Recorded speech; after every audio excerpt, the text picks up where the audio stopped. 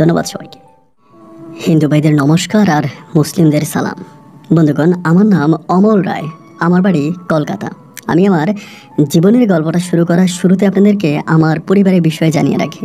আমার পরিবারে আমি আছি, আমার বাবা আছে, মা আছে, এছাড়া রয়েছে আমার বড় 2জন বোন সহ বড় একজন ভাই। আমরা টোটাল 2 ভাই 2 বোন। আমাদের পরিবারটা কলকাতা শহর থেকে অনেক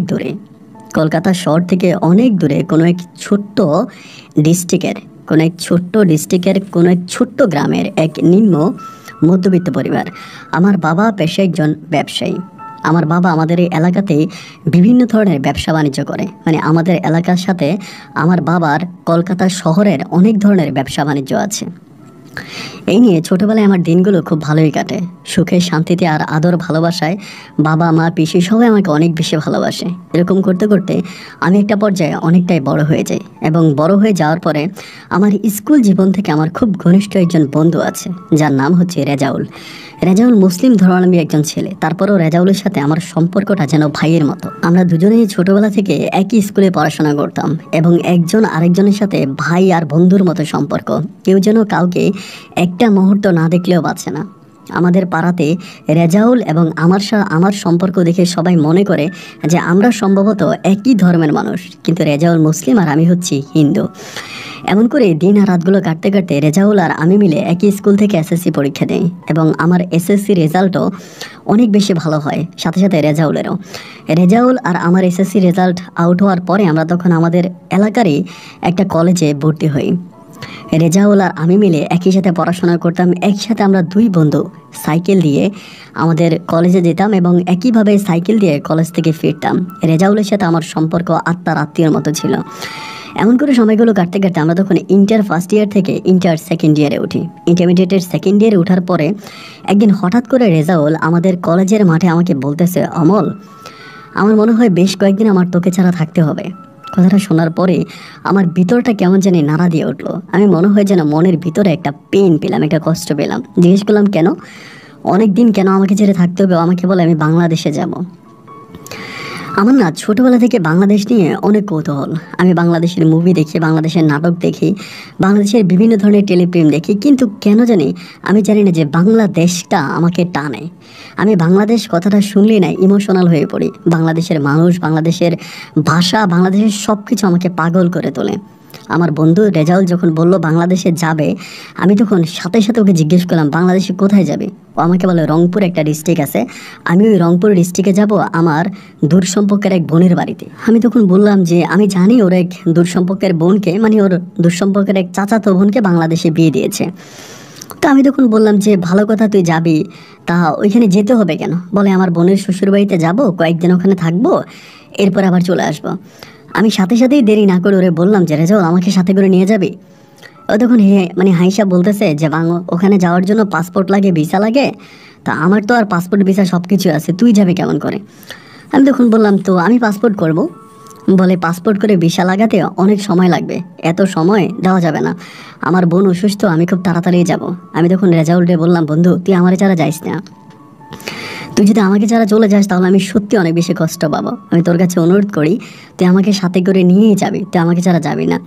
ওর কাছে হাতে পায়ে ধরে অনুরোধ করার পরেও তখন আমাকে বললো আচ্ছা ঠিক আছে, তাহলে তুই পাসপোর্টের জন্য ব্যবস্থা কর, এবং পাসপোর্ট যদি হয়ে যায় তাহলে ভিসা হতে খুব বেশি সময় লাগবে না।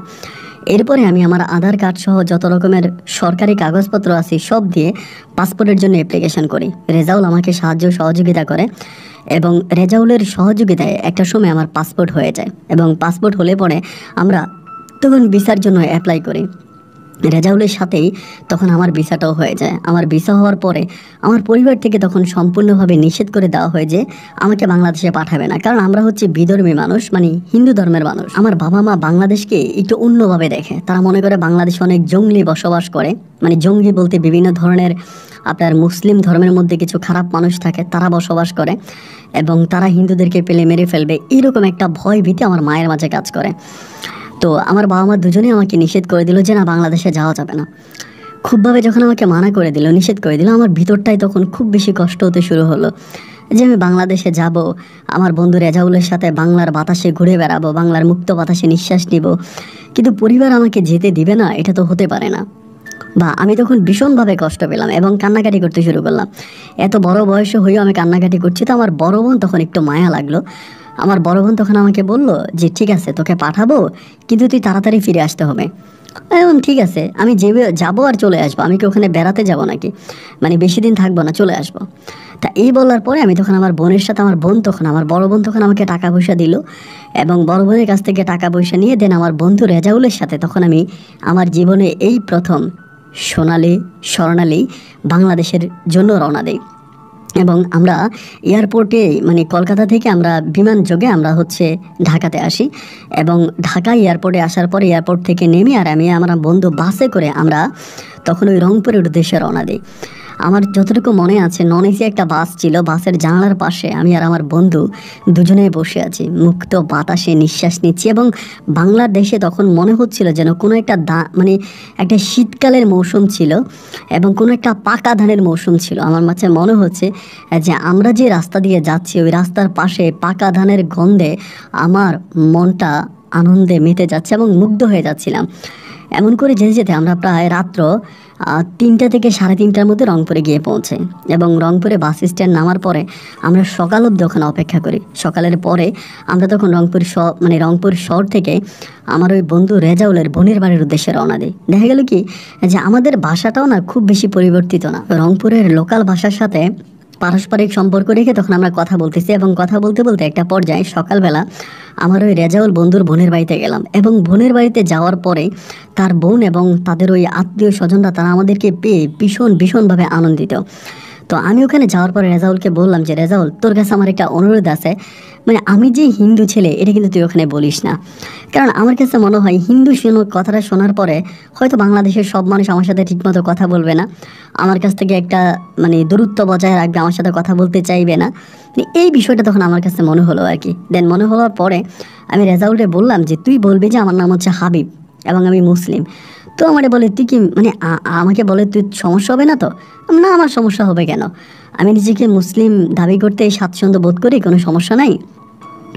বাংলাদেশে যাওয়ার পরে তুই সবার কাছে বলবি যে আমি মুসলমান। তো আমি যেভাবে রেজাউলকে শিখিয়ে দিলাম, রেজাউল একইভাবে আমাকে নিয়ে বাংলাদেশে যাওয়ার পরে ওর বোনের সাথে পরিচয় করাই দিল যে আমার বন্ধু হাবিব।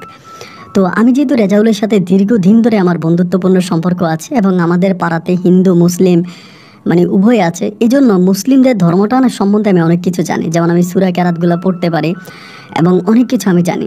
এরকমভাবে যাওয়ার পরে তো ওর বোন বা বোন জামাই যারা ছিল তারা আমাকে অনেক বেশি আদর ভালোবাসা দিয়েছে। তো তাদের বাড়িতেই 2 দিন আমরা যাপন করি। 2 দিন পরে একদিন রাতের বেলায় রেজাউল আমাকে হঠাৎ করে বলতেছে যে বন্ধু, খেজুরের রস খাবি? তো আমাদের কলকাতাতে আসলে এই খেজুরের রসটা খুব ভালো পাওয়া যায় না এবং এটা যদিও পাই আমরা, বাট অতটা ভালোভাবে পাই না। এবং শুনেছিলাম বাংলাদেশের ওই খেজুর গাছের রসটা নাকি অনেক সুস্বাদু হয়, অনেক মজার হয়। রেজাউল আমাকে বলা মাত্রই আমি তখন বললাম খাবো, মানে অবশ্যই খাবো, বাংলাদেশে শীতকালে আসছি তা খেজুরের রস খাবো না, এটা কোনো কথা হইল? আমি খেজুরের রস খাবো। ও তখন আমাকে বলে আচ্ছা ঠিক আছে, সমস্যা নাই, খেজুরের রস যদি খেতে হয় তাহলে রাতের বেলা আমরা বেরোবো, চুরি করে খাবো। আমার কথাটা শোনার পরে একটু ভয় লেগে গেল যে চুরি করবো কেন, আমাদের কাছে টাকা আসছে, পয়সা আছে, আমরা টাকা দিয়ে খেজুরের রস কিনে খাবো। ও আমাকে বলছে যে না, টাকা দিয়ে খাওয়া আর চুরি করে খাওয়ার মাঝে অনেক পার্থক্য আছে এবং চুরি করে খেলে অনেক মজা লাগবে, আমরা চুরি করেই খাবো, টাকা দিয়ে খাবো না। এরকম করে যখন আমাকে বললাম ঠিক আছে সমস্যা নাই, তাইলে যাব। পরে রাত্র প্রায় আপনার 12টা কি 12:30টার দিকে আমি আর রেজাউল ঘুম থেকে উঠলাম। উঠার পরে ঘুম মানে আমরা শোয়া থেকে উঠলাম, উঠে দুজনে মিলে গ্রামের ওই মেঠো পথ ধরে হাঁটতে শুরু করলাম। রংপুর না গেলে আপনি বুঝবেন না যে রংপুর আসলে কত সুন্দর। বাংলাদেশের অনেকগুলো ডিস্ট্রিক্টে আমার ঘোরা হয়েছে, খুলনা, বরিশাল, বাগেরহাট সহ অনেকগুলো ডিস্ট্রিক্টে আমি গিয়েছি, তারই মাঝে আমার নজর কেড়েছে রংপুর। এবং রংপুরের রাস্তাঘাট, রংপুরের মানুষ, রংপুরের পরিবেশ, খোলামেলা আমার কাছে ভীষণভাবে ভালো লেগেছে। মধ্যরাতে আমি আমার বন্ধু ঘুম থেকে উঠলাম, উঠার পরেই তখন খেজুর গাছ খুঁজতেছি। আমি আবার গাছে উঠতে পারি খুব ভালো, রেজাউল নিজেও গাছে উঠতে পারে। এরকম করে হাঁটতে হাঁটতে আমরা অনেক দূর পর্যন্ত গেলাম। যাওয়ার পরে ওখানে অনেকগুলো খেজুর গাছ দেখলাম। একটা আপনার উঁচু জমির চারপাশে প্রায় 3-4টা করে খেজুর গাছ আছে এক পাশে, তো 8-10টা খেজুর গাছ টোটালি। এবং আমরা মনে করলাম যে এখান থেকে খেজুর গাছ থেকে খেজুরের রস খেতে খুব মজা হবে, কারণ সবগুলো গাছ একসাথে আছে এবং গাছগুলো মোটামুটি মিডিয়াম পর্যায়ে, খুব বড় না। পরে দেখা গেল হঠাৎ করে খেয়াল করে দেখলাম দূর থেকে হারিকেন নিয়ে কেউ একজন খেজুর গাছের নিচে বসে আছে। তো জিনিসটা দেখার পরে তখন একটু ভয় লেগে গেল যে কী ব্যাপার, হারিকেন নিয়ে খেজুর গাছের নিচে কে বসে আছে। রেজাউলকে বললাম যে দোস্ত, আমার তো মনে হয় ওরা পাহারা দিচ্ছে, খেজুরের রস পাহারা দিচ্ছে। তা বলতেছে খেজুরের রস পাহারা দিচ্ছে না, সমস্যা নাই, আমরা আস্তে আস্তে করে সামনের দিকে যাই, সামনের দিকে গেলে বুঝতে পারবো, চল। তো এবার আমি আর আমার বন্ধু রেজাউল মিলে আস্তে আস্তে করে খেজুর গাছের সামনের দিকে যাচ্ছি। অনেকটা দূর সামনে যাওয়ার পরে যেটা দেখলাম যে হারিকেন নিয়ে কোনো একজন মহিলা এবং সাথে আরেকটা মেয়ে, মানে দুইজনে বসে আছে। বসে বসে মনে হয় তারা হারিকেনের বাতিতে বা হারিকেনের আলোতে কোনো কিছু করতেছে। জিনিসটা দেখার পরে প্রথমে একটু ভয় পেয়ে গেলাম যে কী ব্যাপার, হারিকেনের আলোতে এত রাতের বেলা এখানে বসে কি করবে, প্রশ্নটা তখন মনের মাঝে জাগলো। জাগার পর আমি রেজাউলকে বললাম যে দোস্ত, কী রে, তোর কাছে কী মনে হচ্ছে? ও আমাকে বলে, আমি তো কিছুই বুঝতে পারছি না। আচ্ছা ঠিক আছে, আমরা আরেকটু সামনে যাই। দুজনে হাঁটি হাঁটি পাপা করে ভয় ভীতিকে দূরে ঠেলে আস্তে আস্তে করে আর একটুখানি সামনে দিয়ে গেলাম। এবং আর একটুখানি সামনে যাওয়ার পরে যেটা দেখলাম, অবাক হয়ে গেলাম। দেখলাম যে একটা বৃদ্ধ মহিলা, বৃদ্ধ বলতে মধ্যবয়স্ক একটা মহিলা, এবং তার সাথে প্রায় 17 থেকে 18 বৎসরের একটা যুবতী মেয়ে, দুজনেই বসে কোরআন শরীফ পড়তেছে, মানে কোরআন পড়তেছে। হারিকেন আছে, হারিকেনের আলোতে একটা কোরআন পড়তেছে। সম্ভবত মেয়েটা কোরআন পড়ে আর তার মা, সম্ভবত তার মাই হবে, আমরা যতটুকু দূর থেকে আন্দাজ করতে পারলাম যে তার মা তাকে শিখিয়ে দিচ্ছে যে এইভাবে পড়, এইভাবে পড়, এবং কোরআনের অক্ষরগুলোকে পড়াই দিতেছে। জিনিসটা দূর থেকে আমি এবং রেজাউল অনেকক্ষণ পর্যন্ত উপভোগ করলাম। চারদিকে আস্তে আস্তে করে হিমেল বাতাস বইতেছে, শীতের রাত্রি, তারপরে আবার এইরকম গভীর রাত্রি, সব কিছু মিলিয়ে অনেকক্ষণ পর্যন্ত আমরা দুজনে ওখানে দাঁড়িয়েছিলাম। কিন্তু আমরা ভিতরে ঢুকতে পারলাম না, যেহেতু ওরা পাহারা দিতেছে। তো সেখান থেকে আমি আর রেজাউল চলে আসলাম, রাতের প্রায় শেষের দিকে চলে আসলাম। আসার পরে দুজনেই তখন শুয়ে পড়লাম। সকালবেলা রেজাউল আমাকে বলতেছে যে চল আমরা দুজনে কিনে খেজুরের রস খেয়ে আসি, সকালবেলা যেহেতু খেজুরের রস নামাবে।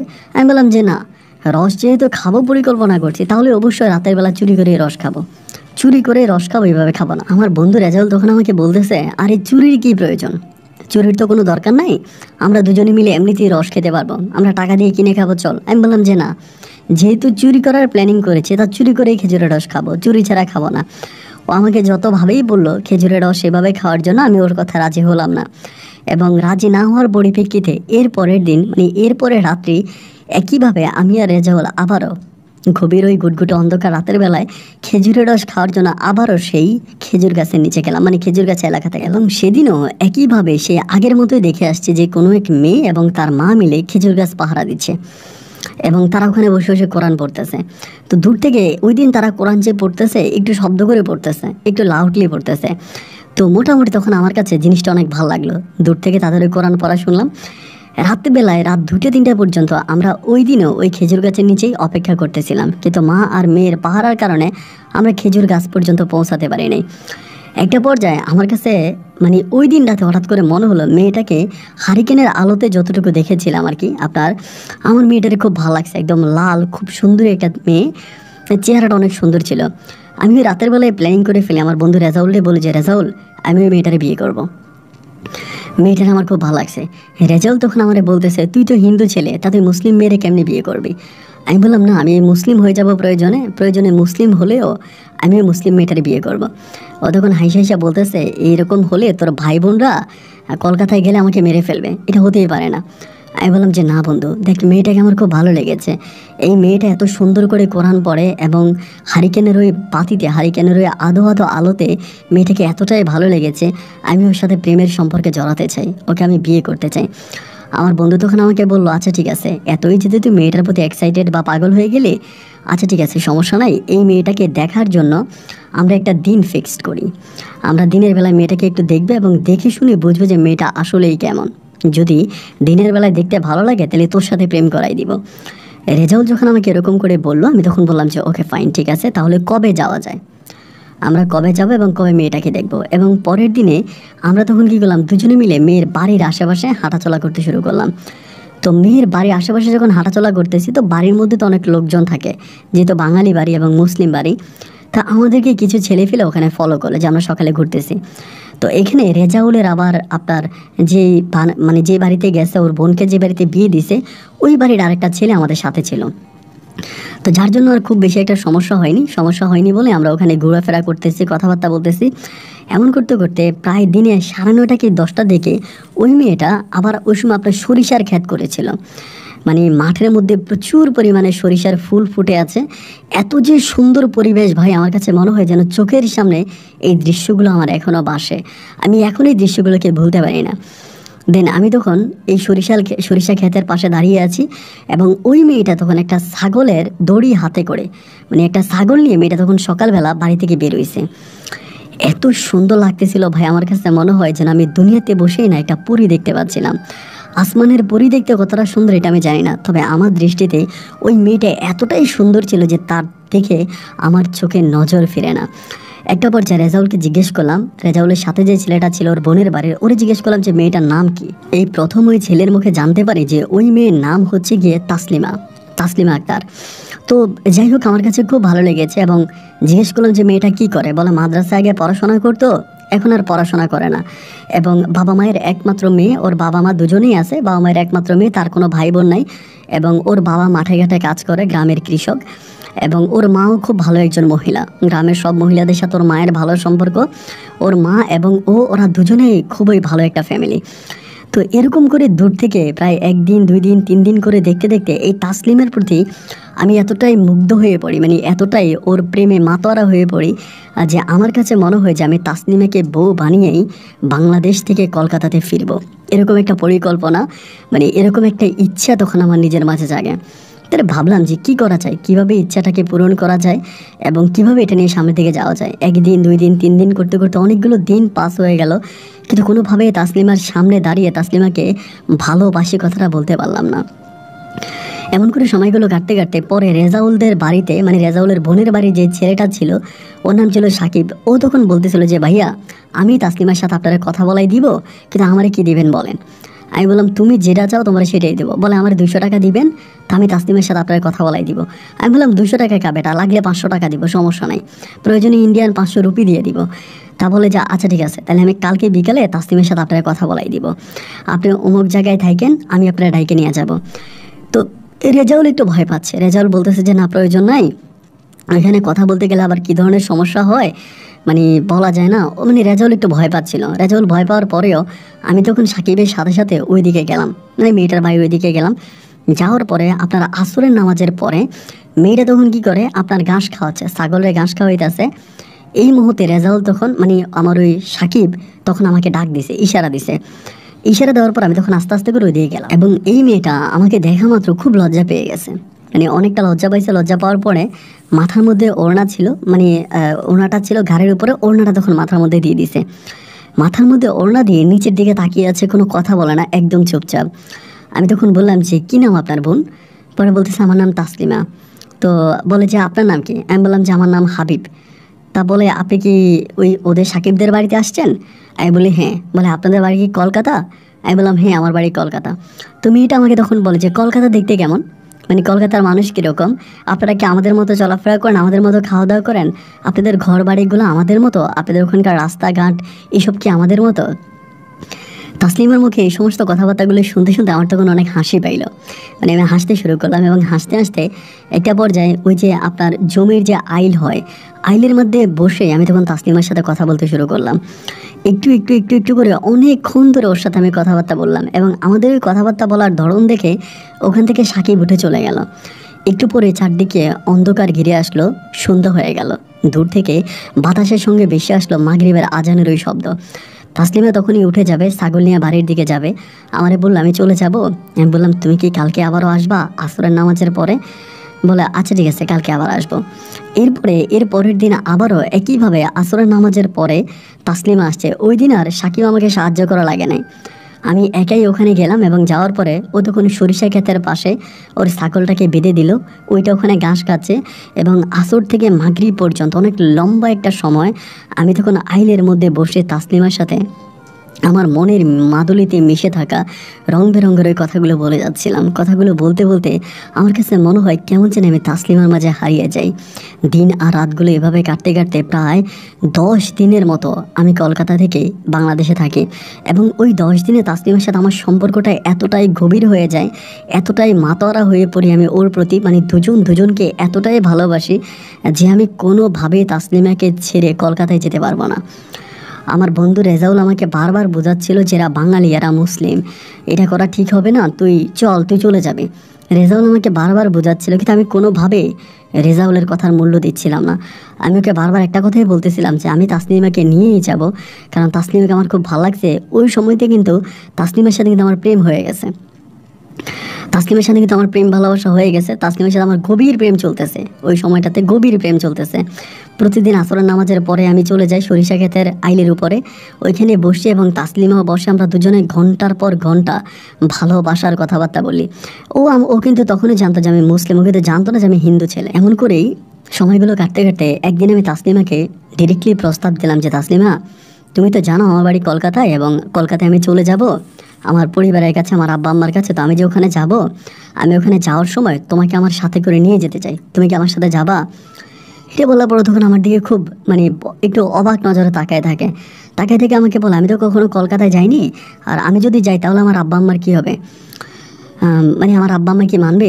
আমি বলি, দেখো আমার বাড়ি তো ইন্ডিয়া, কলকাতায়, তো আমার পরিবার তো কখনোই আমাকে বাংলাদেশে বিয়ে করাবে না, এবং আমি যতভাবেই আমার পরিবারকে আমি বলি যে আমি বাংলাদেশে বিয়ে করব বা বাংলাদেশে আমি থাকবো, আমার পরিবার তো কখনোই মেনে নেবে না। আমার বড় 2টা বোন আছে, বড় একটা ভাই আছে, তো আসলে সম্ভব না, আমি তো সবার ছোট। তা তুমি যদি আমার সাথে যাও তাহলে আমি তোমাকে বাংলাদেশ থেকে কলকাতায় নিয়ে যাব, এবং তুমি তো দেখতে শুনতে মাশাআল্লাহ অনেক সুন্দরী, তোমার চেহারা খুবই সুন্দর, এবং তোমার কথাবার্তা সবই ভালো। তো আমার কাছে মনে হয় তোমাকে সাথে করে যদি আমি আমার পরিবারের কাছে নিয়ে যাই, তো আমার পরিবার আমাকে শূন্য হাতে বা খালি হাতে ফিরিয়ে দেবে না। তুমি আমার সাথে চলো, আমি তোমাকে কলকাতায় নিয়ে যাব। ও তখন একটু দ্বিধাদ্বন্দ্বের ভিতরে পড়ে যায়। ও আমাকে বলে, আমি বাবা মাকে ছেড়ে থাকবো কেমন করে, এবং আমি কিভাবে যাব, এটা তো ভিন্ন একটা দেশ। আমি তখন বললাম, যাওয়ার ব্যবস্থা আমি তোমাকে করবো, সমস্যা নেই। পরে এরকম করে ওর সাথে কথাবার্তা বলার পরে আমি তখন রেজাউলকে বিষয়টা জানালাম যে রেজাউল, আমি কলকাতায় ব্যাক করার সময় তাসলিমাকে সাথে করে নিয়ে যাব। রেজাউল তখন খুব ভয় পাইতেছে, আমার বলে যে বন্ধু, এটা করাটা ঠিক হবে না, এবং তুই একটা বিপদে পড়বি, তুই প্লিজ বাদ দে। রেজাউল কোনোভাবে আমাকে সাপোর্ট দিচ্ছে না। তবে ওই মুহূর্তটাতে ওই গ্রামের ছেলে সাকিব আমাকে খুব ভালো সাপোর্ট দিচ্ছে। সাকিব নামের যে ছেলেটা আছে, ও আমাকে বুঝাই যাচ্ছে, সমস্যা নাই, আপনি আপুরে নিয়ে যান, আপু তো আপনাকে ভালোবাসে, বা আপনি তো আপুরে ভালোবাসেন, তাহলে ঠিক আছে। পরে এমন করতে করতে একটা পর্যায়ে রেজাউল আমার সাথে রাগ করে আর কথা বলে না, যে আমি তোকে বাংলাদেশে আনলাম, আমার বোনের বাড়িতে আনলাম, তুই আমার বোনের বাড়িতে ঘুরবি ফিরবি খাবি মজা করবি, কিন্তু সেখানে তুই এক মেয়ের প্রেমে পড়লি, এবং এই মেয়েকে তুই এখন কলকাতায় নিয়ে যাবি, এটা কোনো কথা, এটা হতে পারে না। রেজাউল খুবই রাগ করছে। রেজাউল রাগ করে যখন আমার কাছ থেকে মুখ ফিরিয়ে নিল, ওই মুহূর্তে আমি সাকিবের হাতটাকে শক্ত করে ধরলাম। সাকিবরে বললাম যে সাকিব, তুমি যেভাবেই পারো তাসলিমের সাথে আমার সম্পর্কটাকে এক করে দিও, এবং তুমি আমার কাছে যা চাও আমি তোমাকে তাই দিব, শুধু বিনিময়ে তুমি তাসলিমাকে আমার কাছে দিও, আমি যাতে তাসলিমাকে নিয়ে বাংলাদেশ ছেড়ে কলকাতায় যেতে পারি। এমন করতে করতে ওই সাকিব তখন তাদের এলাকার এক লোকাল দালালের সাথে আমাকে কথা বলাই দেয়। ওই ছেলেটা ইন্ডিয়াতে লোক পাচার করে, আবার ইন্ডিয়া থেকে বাংলাদেশে লোক পাচার করে, এবং বিভিন্ন ধরনের মাদক, আপনার শাড়ি, এটা ওইটা অনেক কিছু ইন্ডিয়া থেকে বাংলাদেশের মাধ্যমে এই ছেলেটা কাজ করে। এই ছেলেটার কাছে তখন আমাকে নিয়ে গেল, এবং ভাগ্যের বিষয় হচ্ছে ওই ছেলেটাও হিন্দু ছিল। ইন্ডিয়াতে আপনার রংপুরে বাড়ি ছিল, কিন্তু হিন্দু ধর্মের একটা ছেলে। যাওয়ার পরে তখন আমাকে সাকিব বলল যে উনি বাংলাদেশ থেকে ওনার প্রেমিকাকে নিয়ে যাবে, এমনি আপনারা বর্ডারটা পার করে দেবেন, কত টাকা লাগবে। তখন ওই ছেলের সাথে আমার একটা কন্ট্রাক্ট হলো, কিন্তু আমি কন্ট্রাক্টে শর্ত দিলাম যে আমি কিন্তু রাতের বেলায় যাব না, আমি দিনের বেলায় যাব, কারণ যেহেতু আমি একটা মেয়েকে নিয়ে যাব, রাতের বেলায় গেলে তো কোনো সমস্যা হতে পারে। এই জন্য আমি বললাম যে আমি রাতের বেলায় যাব না, আমি দিনের বেলায় যাব, আমাকে দিনের বেলায় নিতে হবে। পরে দিনের বেলায় কথা বলার পরেও তখন বললো, এদিকের বর্ডার ওইদিকের বর্ডার, দুদিকের বর্ডারের আর্মিদেরকে ম্যানেজ করতে হবে। আচ্ছা ঠিক আছে। ও আমাকে তখন একটা অ্যামাউন্ট বললো, বাংলাদেশি টাকায় একটা অ্যামাউন্ট বললো যে এত টাকা দিতে হবে, আমি দুজনকে পার করে দিব। এবং দিনের বেলায় দুপুরে আপনার 2টার দিকে, বাংলাদেশ সময় 2টা। আমি বললাম যে আচ্ছা ঠিক আছে। পরে বাংলাদেশ সময় 2টা বাজে, আমি তখন এই ছেলের সাথে কথাবার্তা বলতেছি, আর এই বিষয়গুলো আমি কিন্তু রেজাউলকে কোনো কিছুই জানাচ্ছি না। আর সাকিব নামের যে ছেলেটা আমাকে সাহায্য করতেছে, আমি সাকিবকেও বলে দিয়েছি খুব কড়া করে যাতে রেজাউলকে কোনো কিছু না বলে, কারণ রেজাউল যদি জানতে পারে ও একটা ঝামেলা করবে, হয়তো তাসলিমার আব্বা আম্মার কাছে বলে দিতে পারে, এবং বলে দিলে পরে তাসলিমার আব্বা আম্মা ক্ষিপ্ত হয়ে যেতে পারে, রেগে যেতে পারে, এবং আমার সাথে তাদের মেয়েকে তারা হয়তো নাও যেতে দিতে পারে, এরকম একটা ভয় কাজ করে। পরে রেজাউলকে কোনো কিছু না বলেই একদিন আমি দুপুরবেলা তাসলিমাকে নিয়ে রওনা দিলাম। তাসলিমা আমার সাথে যেতে রাজি আছে, ও আমার সাথে যাওয়ার জন্য রাজি। পরে তাসলিমাকে নিয়ে এই বর্ডার ক্রস করলাম। সাকিব আমাকে খুবভাবে সাহায্য করলো। সাকিবের সহযোগিতায় আমি তখন বর্ডার ক্রস করে বাংলাদেশের সাইড থেকে আমি তখন ইন্ডিয়ার সাইডে ঢুকে গেলাম। যেহেতু ইন্ডিয়াতে আমার পাসপোর্ট আছে, আমার আধার কার্ড আছে, সব কিছু আছে, আমি তখন ইন্ডিয়াতে ঢুকা মাত্র গাড়িতে করে তাসলিমাকে নিয়ে রওনা দিলাম আমার বাড়ির উদ্দেশ্যে। বুকের ভিতর তখন ধুপ করে কাঁপতেছে এবং ভয় কাজ করতেছে, কারণ আমি তো তাসলিমাকে এখনও বলিনি যে আমি হিন্দু। তাসলিমা তো জানে যে আমি মুসলমান, এবং ও যদি জানতে পারে যে আমি হিন্দু তাহলে তো মনে খুব কষ্ট পাবে এবং হয়তো ফিরেও যেতে পারে। এই ভয়টা তখন কাজ করতেছে। এই ভয় কাজ করতে করতে রেজাউলের সাথে আর কোনো যোগাযোগ নেই। রেজাউল ওইখানেই পড়ে আছে, বাংলাদেশেই পড়ে আছে। আমি তাসলিমাকে নিয়ে চলে আসছি, মানে পালায়ে চলে আসছি। পরে ভাবলাম যে কি করা যায়, কোথায় যাওয়া যায়। এরকম করতে করতে আমি আমাদের ডিস্ট্রিক্টে গেলাম। আমাদের ডিস্ট্রিক্টে যাওয়ার পরে সেখানে আমার এক মুসলিম আরেক বন্ধু আছে। আমি আমার এই মুসলিম বন্ধুকে তখন ডাকলাম, মানে তাসলিমাকে এক জায়গায় রাখলাম, রেখে মুসলিম বন্ধুটাকে ডেকে ওর কাছে বললাম যে দোষে এই ঘটনা, আমার বাংলাদেশের একটা মেয়েকে খুব ভালো লাগেছে, মেয়েটা তো মুসলিম। এখন আমি ওই মেয়ের কাছে বলেছি আমি মুসলিম, কিন্তু আমি তো হিন্দু। এখন আমি কি করব, তুই আমাকে একটু সাহায্য কর। আমার বন্ধু তখন বলতেছে, তুই যেহেতু মেয়েকে নিয়েই আসছিস তাহলে এখানে আর কি সাহায্য করা যায়, মানে কি সাহায্য করব। এবং মেয়ে যেহেতু চলেই আসছে, আর যেহেতু মেয়ের পাসপোর্ট নাই, ভিসা নাই, অবৈধভাবে আসছে, তা মেয়ে তো আর এখান থেকে যেতেও পারবে না। তুই তারা এখন বলে দে যে তুই হিন্দু। আমি বললাম যে না, এভাবে বললে ওর মনে হয়তো কষ্ট যেতে পারে, ওরে আপাতত তোদের বাসায় রেখে দে। তোর যেহেতু বোন আছে, ওর আবার ছোটো দুইটা বোন আছে, তো আমি বললাম যে তোর বোনদের সাথে ওরে তোদের বাসায় রেখে দে, এরপর আমি আস্তে আস্তে বিষয়টা ম্যানেজ করব। পরে ওরে আমি আমার ওই বন্ধুর বাসায় রেখে আমি আমাদের বাড়িতে গেছি। আমাদের বাড়িতে যাওয়ার পরে যখনই রেজাউলের সাথে আমার ফোনে যোগাযোগ হয় বাংলাদেশে, জানতে পারি তাসলিমার পরিবার, মানে তাসলিমার বাবা মা রেজাউলকে ওখানে আটকাইছে এবং রেজাউলের সাথে খুব দুর্ব্যবহার করতেছে, খারাপ ব্যবহার করতেছে। এবং তারা জেনে গেছে যে রেজাউলের বন্ধু আমি অমল, আমি তাসলিমাকে নিয়ে পালিয়ে চলে আসছি ইন্ডিয়াতে। এটা তারা জেনে গেছে, জেনে গিয়ে রেজাউলকে ওখানে আটকাইছে, রেজাউলকে আটকায় রাখছে। এবং রেজাউলের বোন জামাই অনেক কষ্ট করে অনেক ঝামেলা বহিয়ে একটা সময় রেজাউলকে কলকাতায় পাঠিয়ে দিতে তারা সক্ষম হয়। রেজাউল কলকাতায় চলে আসে এবং কলকাতায় আসার পরে রেজাউল আর আমার সাথে কথা বলে না। আমাদের দুজনের মাঝে যে একটা গভীর বন্ধুত্বপূর্ণ সম্পর্ক ছিল, যে একজন আরেকজনকে ছাড়া বাঁচতাম না, দুজনকে এতটাই ভালোবাসতাম, এতটাই মধুর একটা সম্পর্ক ছিল। এখন দেখা গেল যে আমার ওই বন্ধু রেজাউল আর আমার সাথে কথা বলে না, মানে আমার সাথে কথা বলে না। এবং ও আমাকে আর জিজ্ঞাসা করে না যে আমি তাসলিমাকে বাংলাদেশ থেকে নিয়ে আসলাম, তাসলিমাকে আমি কোথায় রাখলাম, তাসলিমা কোথায় আছে, এই বিষয়েও কোনো কিছু বলে না। আর আমার যে বন্ধুর বাড়িতে আমি রাখছি তাসলিমা এরকম একটা মেয়ে ছিল, মানে পানির মতো, আপনি যে পাত্রে রাখবেন সেই পাত্রের আকারে ধারণ করবে। ওর ভিতরে কোনো হিংসা নাই, কোনো বিদ্বেষ নাই, মানে কাউকে নিয়ে কোনো রকমের খারাপ কোনো কথাবার্তা নেই, মানে খুবই ভালো মানবের, মানে খুবই ভালো একটা মেয়ে। তো আমার ওই বন্ধুর বাড়িতে ও দীর্ঘদিন ধরে আছে, আর আমার বন্ধু রেজাউল আর আমার সাথে কথা বলে না। এরকম করতে করতে আমি তখন চিন্তা করতেছি কি করব এখন, তাসলিমাকে আমি আমার ঘরে কিভাবে উঠাবো, বা আস্তে আস্তে তাসলিমা তার বাবা মায়ের জন্য কান্নাকাটি করে, মন খারাপ করে। এবার এরকম করে প্রায় 1 মাসের মতো কেটে গেছে। 1 মাসের মধ্যে আমার মনে হয়েছে আমার যে বন্ধুর বাড়িতে তাসলিমাকে রেখেছিলাম, তাসলিমা সম্ভবত ওখানে ওদের সাথে কথাবার্তা বলতে বলতে কিছুটা হলেও আন্দাজ করে ফেলে, মানে ধারণা করে ফেলে যে আমি হিন্দু। মানে আমার কাছে যেটা মনে হয় আর কি, ও আমার উপর রাগ করে আমার সাথে কথা বলে না, আমাকে বলে না যে তুমি আমাকে তোমার বাসায় কেন নিয়ে যাও না, তোমার ঘরে নিয়ে যাও না কেন, বাড়িতে নিয়ে যাও না কেন। এরকম করে যখন আমাকে বারবার প্রশ্ন করে, একটা সময় আমি প্রশ্নবিদ্ধ হয়ে ওর কাছে সত্য কথাটা বলে দিই। এরকম করে বলি যে দেখো, আসলে আমি কি বলবো, বলতেও তো খুব ভয় পাচ্ছি, এবং তুমি কি মনে করো না মনে করো, তোমাকে দেখে আমার এতটাই ভালো লাগছে যে আমি আসলে নিজেকে ধরে রাখতে পারি নাই। আসলে মূলত আমি হিন্দু ছেলে, আমার নাম হচ্ছে অমল, এবং আমার পরিবারটা একটা হিন্দু পরিবার, বাট আমি তোমাকে ভালোবাসি, তোমাকে আমার ভালো লেগেছে, এবং সেই ভালো লাগা থেকে আমি তোমাকে বাংলাদেশ থেকে কলকাতায় নিয়ে আসছি। ও তখন কান্না করতে শুরু করে, মানে কান্না করতে করতে বলে যে আপনি আমার জীবনটা এভাবে কেন নষ্ট করলেন, আমি তো আপনাকে বিশ্বাস করেছিলাম, এবং আপনাকে অগাধ বিশ্বাস করে আপনি যেভাবে বলেছেন, আমি আমার বাবা মায়ের একমাত্র সন্তান ছিলাম, আমার কোনো ভাই বোন ছিল না। আমি আমার বাবা মার মনে কষ্ট দিয়ে তাদেরকে না জানিয়ে আমি বর্ডার পাস করে আপনার সাথে কলকাতার মতো একটা জায়গায় চলে আসি, কিন্তু আপনি আমাকে মিথ্যে বলে কেন ঠকাইলেন। এবং এই বলে তাসলিমা তখন কান্না করতে শুরু করে। ওর চোখের পানি দেখে আমার ভিতরটা তখন ভাই ফেটে যাচ্ছিল। আমার কাছে মনে হচ্ছিল আমি সত্যিই তাসলিমার সাথে অনেক বড় অন্যায় করে ফেলেছি। আমি ওর হাতটা ধরে নিজেও তখন কান্না করতে শুরু করি যে তাসলিমা, আমার ভুল হয়ে গেছে, আমার অপরাধ হয়ে গেছে, আমি বুঝতে পারিনি যে তুমি এতটা কষ্ট পাবা। আসলে আমি তোমাকে অনেক ভালোবাসি, এতটাই ভালোবাসি যে ভালোবাসার বর্ণনা দিয়ে আমি শেষ করতে পারবো না। তোমাকে না পাইলে আমি মরে যাব, যার জন্য আমি তোমাকে এত ত্যাগ তিগিতে এত কষ্টের পরে আমি তোমাকে বাংলাদেশ থেকে সুদূর কলকাতা পর্যন্ত নিয়ে আসছি, তুমি আমাকে ফিরাই দিও না। ও তখন আমাকে বলে, তাহলে কি আপনি মুসলিম হয়ে যাবেন? আপনি আমার সাথে চলেন, বাংলাদেশে চলেন, এবং বাংলাদেশে গেলে আপনি আমার পরিবারের কাছে যাবেন, আপনি মুসলিম হয়ে যাবেন, আমার পরিবারকে আমি যেভাবেই পারি ম্যানেজ করব।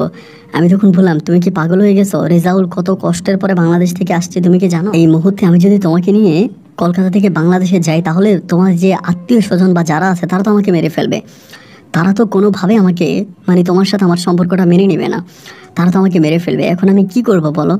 ও আমাকে তখন বলছে, তাহলে আপনি আমাকে কেন নিয়ে আসলেন? আমি বাংলাদেশে চলে যাব, আমার আব্বা আম্মার কাছে চলে যাব। এবার আমার যে ওখানে বন্ধু ছিল, বন্ধুর বোনেরা ছিল, তারা তো মুসলিম ছিল, তারা তখন খুবভাবে বুঝাইতেছে, যেহেতু চলে আসছো, তুমি এক যা গ্রামের মেয়ে, এখন চলে আসছো, আবার গেলে তোমার আব্বা আম্মা তো গরিব, তা তোমাকে বিয়ে দিতে কষ্ট হবে। আর অমল ভাইদের অনেক টাকা পয়সা আছে, তারা মোটামুটি অনেক বড় লোক, সমস্যা নাই, তা তুমি হচ্ছে মানে তাদের সাথে থাকো। এরকমভাবে আমার দুই বন্ধুর বোনেরা খুবভাবে হচ্ছে তাসলিমাকে বোঝাচ্ছিল। এরকম করে বুঝাইতে বুঝাইতে একটা পর্যায়ে তাসলিমা অনেকটা সফট হয়ে গেছে। এবার আমি তাসলিমের কাছে আমার বন্ধুর বাসায় আসতেছি। আমার বন্ধুর বাবা মা আমাকে খুব সাহায্য করে, সহযোগিতা করে, এবং তারা তাদের মতো করে মুসলিম ধর্ম অনুযায়ী আমার সাথে তাসলিমের বিয়ে পড়াই দিল। মানে মুসলিম ধর্ম অনুযায়ী, যেহেতু এটা একটা মুসলিম পরিবার ছিল, মুসলিম ধর্ম অনুযায়ী বিয়ে করাইছে। তা আমি তো হিন্দু ধর্মের ছিলাম, আমি তখনও হিন্দু ধর্মই পালন করতাম। আর এই ঘটনাগুলো আমার পরিবার কিন্তু জানতো না, লাইক আমার আব্বা আম্মা, তারা কিন্তু এটা কেউ জানতো না। এবং শুধুমাত্র জানতো রেজাউল, এবং রেজাউলও কিন্তু বাংলাদেশে থেকে এসে কাউরে বলে নাই। কলকাতায় এসে রেজাউল এই বিষয়টা কারো কাছে জানে নাই, কারোর সাথে শেয়ার করে নাই। এই জন্য বিষয়টা তখন পর্যন্ত খুবভাবে গোপনীয়ভাবেই ছিল। একটা পর্যায়ে এরকম করে প্রায় 3 থেকে 3.5 মাসের মতো কেটে যায়। 3.5 মাস পরে তখনই তাসলিমা আর থাকতে পারে না। ও কান্নাকাটি শুরু করছে, আমি বাংলাদেশে যাব, আমার বাবার কাছে যাব, আমার মায়ের কাছে যাব, আমার অনেক কষ্ট হইতেছে, আমি তোমাকে কখনোই ছাড়বো না, আমি তোমাকে বিয়ে করছি, এবং এজ এ তুমি আমার হাজব্যান্ড হিসাবে থাকবা। ওই সময় তাসলিমা কিন্তু আবার মানে ও কিন্তু প্রেগনেন্ট হয়ে যায়, ওর পেটে বাচ্চা আসে। পরে এরকম করে যখন কান্নাকাটি করতেছে, আর এই বিষয়টা আস্তে আস্তে আমার আব্বা আম্মাও মানে জেনে যেতে পারে, আমার ভিতরে তখন একটা ভয় কাজ করে। ওই সময় আমি পড়াশোনাও করতাম, ইন্টারমিডিয়েটে পড়তাম। পরে আমার ওই বন্ধু মানে মুসলিম বন্ধু আমাকে বলে, একটা কাজ কর অমল, তুই ওরা বাংলাদেশে দিয়ে আয়, মেয়েটা যদি তোরে ভালোই বেশি থাকে, তাহলে দিন শেষে মেয়েটা তোর কাছে আবারও আসবে। আর তুই যে ওখানে ওরা আটকায় রাখছিস, যদি কোনো না কোনোভাবে এটা যদি কোনো পুলিশে বা প্রশাসনের লোকেরা জানতে পারে, তাহলে তোর নামে মামলা হয়ে যাবে, দেখা যাবে তুই এবং তোর ফ্যামিলি সবাইকে জেল কাটতে হবে। একটা কাজ কর, যেহেতু মেয়েটাকে তুই বিয়ে করেই ফেলেছিস, তুমি মেয়েটাকে বাংলাদেশে দিয়ে আয়, ও বাংলাদেশের আব্বা আম্মার কাছে থাকুক, এরপরে যদি মেয়েটা তোকে ভালোবেসে থাকে, তাহলে মেয়েটা তোকে নিয়ে যাবে, এখানে মেয়েটাকে আটকায় রাখিস না। আর আমার পরিবার থেকেও আমার আব্বা আম্মা মানে ভালোভাবে নিচ্ছে না যে মেয়েটাকে ওখানে আটকায় রাখা। আমি তখন বললাম, তাহলে কি করবো? ও বলে, তুই তো বাংলাদেশে দিয়ে আয়। ঠিক যেভাবে অবৈধভাবে আমি ওকে এনেছিলাম, ঠিক একইভাবে প্রায় 4 মাস পরে ওর পেটে বাবু সহ আমি ওকে আবারও সেই মানে বর্ডার ক্রস করে আমি সহ সাথে গিয়ে ওকে আমি রংপুরে দিয়ে আসি। রংপুরে মানে ওদের এরিয়াতে দিয়ে আসি। এরিয়াতে দিয়ে একইভাবে আমি ওই ছেলে, হিন্দু ছেলে সহযোগিতায় আমি আবারও বর্ডার ক্রস করে আমি আবারও ইন্ডিয়াতে ঢুকে পড়ি। ইন্ডিয়াতে ঢুকে এবং ইন্ডিয়াতে আমি কলকাতায় আমাদের পরিবারে যাই। তো যাওয়ার পরে প্রায় 20 থেকে 25 দিন পর্যন্ত আমার এই ইয়ের সাথে, আপনার তাসলিমার সাথে কোনো যোগাযোগ হয়নি। তাসলিমের সাথে কোনো যোগাযোগ হয়নি, কোনো কথাবার্তা হয়নি। 20 থেকে 25 দিন পরে আমার এত কষ্ট হচ্ছিল, মানে আমি আর নিতে পারতেছিলাম না। পরে তাসলিমাদের পাশের ঘরের একটা ভাবির নাম্বার আমাকে তাসলিমা দিয়েছিল, যাতে আমি ওই ভাবিরে ফোন দিই, যদি মানে ওর কথা আমার খুব মনে হয়, আমি যাতে ভাবিরে ফোন দিই। পরে 20-25 দিন পরে আমি একদিনের ভাবির নাম্বারে কল দিলাম। ভাবির নাম্বারে কল দেওয়ার পরে ভাবি তখন রিসিভ করছে। রিসিভ করার পর আমি তখন কান্না করে দিছি, মানে কান্না করে বলতেছে, ভাবি আমার নাম অমল, আমি কলকাতা থেকে বলতেছি, আমি একটু তাসলিমের সাথে কথা বলবো। তা আমারে ভাবি বলতেছে, আপনি এত লেট করলেন কেন, এত দেরি করে ফোন করলেন কেন? তাসলিমও তো আপনার জন্য পাগল হয়ে আছে। তাসলিম আমাকে প্রতিদিন জিজ্ঞেস করে আপনি ফোন করছেন কিনা, আপনার সাথে কথা হয়েছে কিনা। আমি বলি, না আমি তো ওর সাথে কথা বলি না। তা আপনি একটু ফোনটা ওরা ডাইকা দেন। তা ওরে ডাইকা দিছে, ডাইকা দিয়ে ওর ফোনটা ওর কানে দিছে। দেওয়ার পর আমি জিজ্ঞেস করলাম, তাসলিমা তুমি কি বেবিটা নষ্ট করে দিয়েছো? মানে সর্বপ্রথম প্রশ্ন হচ্ছে আমার এটা। আমাকে বলে, না বেবি কেন নষ্ট করব? আমি বললাম, বেবি নষ্ট করো নাই? বলে, না আমি বললাম তোমার আব্বা আমাকে কি বলছো? বলে আমার আব্বা আমাকে আমি এটাই বলছি যে রেজাউল ভাইয়ের সাথে মানে সাকিবদের এলাকাতে একজন ছেলে আসছিল, ও মুসলিম ছিল কলকাতায়, আমি ওকে ভালোবাসছি এবং ওর সাথে আমি ওদের দেশে চলে গেছি এবং ওই ছেলেকে আমি ভালোবেসে ওই ছেলের সাথে আমি কলকাতাতে ছিলাম। এখন আমি দেশে আসছি এবং আমি আবার আমার শ্বশুরবাড়িতে চলে যাব, এই কথা আমি আমার আব্বা আম্মাকে বলছি। আমি তখন বললাম যে তুমি যে তোমার আব্বা আম্মাকে এই মিথ্যা কথাগুলো বললা, তোমার আব্বা আম্মা কিছু বলে নাই? ও বলে না, আমার আব্বা আম্মা তো আমাকে অনেক বিশ্বাস করে, কিন্তু এলাকার লোকজন আমাকে নিয়ে অনেক বাজে কথা বলতেছে, অনেক খারাপ কথা বলতেছে, তুমি আসো না, তুমি আসো এবং তুমি আসলে আমি এসব থেকে মুক্তি পাবো, আমাকে এসব থেকে মানে আমার আব্বা আম্মা মুক্তি পাবে, তুমি আসো। কারণ আমার পেটে এখন ভেবে আছে, সবাই আমাকে নিয়ে বাজে কথাবার্তা বলে, যেটা আমাদের এটা একটা গ্রাম, তো তুমি যদি আসো তাহলে এই সব কিছু থেকে আমার আব্বা আম্মা রেহাই পাবে। পরে আমি চিন্তা করলাম, যেহেতু আমাকে বিয়ে করছি এবং মুসলিম ধর্ম অনুযায়ী বিয়ে করছি, আমার বউ এবং তার পেটে আমার সন্তান, ওইটা চিন্তা করে আমি তখন একদিন বললাম যে ঠিক আছে আমি যাব। তো আমি আবারও পুনরায় ভিসা নিয়েই গেছি, এবার কিন্তু আমি অবৈধভাবে যাই নাই, যদি কোনো ঝামেলা হয় যাতে আমি চলে আসতে পারি, এজন্য এয়ারপোর্ট হয়ে আমি তখন বাংলাদেশে গেলাম। বাংলাদেশে যাওয়ার পরে আমি আমার শ্বশুরবাড়িতে গেলাম। শ্বশুরবাড়িতে যাওয়ার পরে ওই সময় তাসলিমার আব্বা খুব অসুস্থ ছিল, অনেক বেশি অসুস্থ, উনি শোয়া থেকে উঠতে পারে না, ওনার অবস্থা খুবই খারাপ। তো ওনার বাড়িতে যাওয়ার পরে এলাকার অনেক মানুষ তখন আমার সাথে কথা বলার জন্য আসে। আমি তখন সবার কাছে একটা কথাই বলি, আমার নাম হাবিব, আমার বাড়ি কলকাতায়, কিন্তু আমি মুসলিম, এটা আমি সবার কাছে বললাম। যে হিন্দু এটা কারো কাছে বলি না, এই পরিচয়টা কারো কাছে দেই না। তো 15-20 দিনের মতো আমি ওই তাসলিমাদের বাড়িতে থাকি এবং এজ এ তাসলিমার হাজব্যান্ড হিসাবে তাসলিমার সাথে রাতের বেলায় ঘুমাই, আমরা একইভাবে থাকি এবং সেই এলাকার সব মানুষ খুব স্বাভাবিকভাবে আমাকে মেনে নেয়, আমার উপরে তাদের কোনো রাগ ক্ষোভ নাই, যেহেতু তাসলিমা আমাকে ভালোবেসে তাসলিমা নিচে আমার হাত ধরে পালিয়ে গেছে, এই জন্য কেউ আর কোনো কিছু মনে করলো না। এইভাবে 15-20 দিনের মতো থাকার পরে আমি পুনরায় আবারও বাংলাদেশ থেকে কলকাতায় চলে আসি। এবার কলকাতা আসার প্রায় 1.5 মাস পরে আমি তাসলিমার মাধ্যমে খবর পাই যে তাসলিমার আব্বা মারা গেছে। বাংলাদেশে তাসলিমার আব্বা মারা গেছে এবং তাসলিমার আব্বা মারা যাওয়ার পরের দিন আমি পুনরায় আবার বাংলাদেশে যাই। তো যদি ওনার দাফন কাফন হয়ে যায়, আমি হিন্দু ছিলাম, তো আমি ওনার কবরের কাছে যাই এবং ওনার কবর যতটুকু পারি মুসলিমের মতো করে ওনার কবরে আমি জিয়ারত করি এবং মিলাদ পড়াই, ওদের বাড়িতে অনেক বড় করে মিলাদ পড়াই। মিলাদ শেষ করে একটা পর্যায়ে আমি আবারও চলে আসি কলকাতায়। তো এমন করতে করতে তাসলিমার ঘরে একটা মেয়ে সন্তান হয়, আমার একটা কন্যা সন্তান হয় এবং আমার কন্যা সন্তানটাও দেখতে অনেকটা সুন্দর, তাসলিমার মতোই হয়, অনেক কিউট হয়। তো এদিক দিয়ে আমি তো তখন আপনার ইন্টারমিডিয়েট পরীক্ষা দিয়ে ফেলেছি। পরীক্ষা দেওয়ার পর আব্বার ব্যবসাতে বসতাম, আমার আব্বার যে ব্যবসা বাণিজ্য ছিল, আব্বার ব্যবসা বাণিজ্যগুলো তখন আমি সব দেখাশোনা করতাম, ব্যবসা বাণিজ্য আমি বসতাম, আমি থাকতাম, আমি সব কিছু চালাইতাম। ওই মুহূর্তে আমার পরিবার থেকে প্রেশার দল আমাকে বিয়ে করাবে, মানে ইন্ডিয়াতে কলকাতায় আমার আব্বা আম্মা, আমার ভাইয়েরাও বিয়ে করে ফেলছে, বড় ভাইরা বিয়ে করে ফেলছে, বোনেরাও বিয়ে হয়ে গেছে, মানে আমি সবার ছোট, আমাকে তারা বিয়ে করাবে, বিয়ের জন্য খুব প্রেশার দিচ্ছে। তো একে তো বাংলাদেশে আমার অলরেডি একটা বউ আছে তাসলিমা, এখন যদি আমি কলকাতাতে আরেকটা বিয়ে করি তাহলে এখন আমি কোন দিকে যাব? কারণ আমার 2 দেশে তখন 2টা বউ থাকবে। নিজেও তখন খুব টেনশনের মধ্যে পড়ে গেলাম, মানে কি করব না করব কোনো বুদ্ধি খুঁজে পাচ্ছিলাম না। এরকম করতে করতে আমার ওই রেজাউল কিন্তু আর আমার সাথে কথা বলে নাই, আর রেজাউল কিন্তু ইন্টারমিডিয়েট পাস করার পরে রেজাউল কিন্তু চলে গেছে দিল্লিতে, তখন কিন্তু আর কলকাতায় থাকতো না, দিল্লিতে চলে গেছে। রেজাউলের সাথে আমার আর কোনো যোগাযোগ নাই।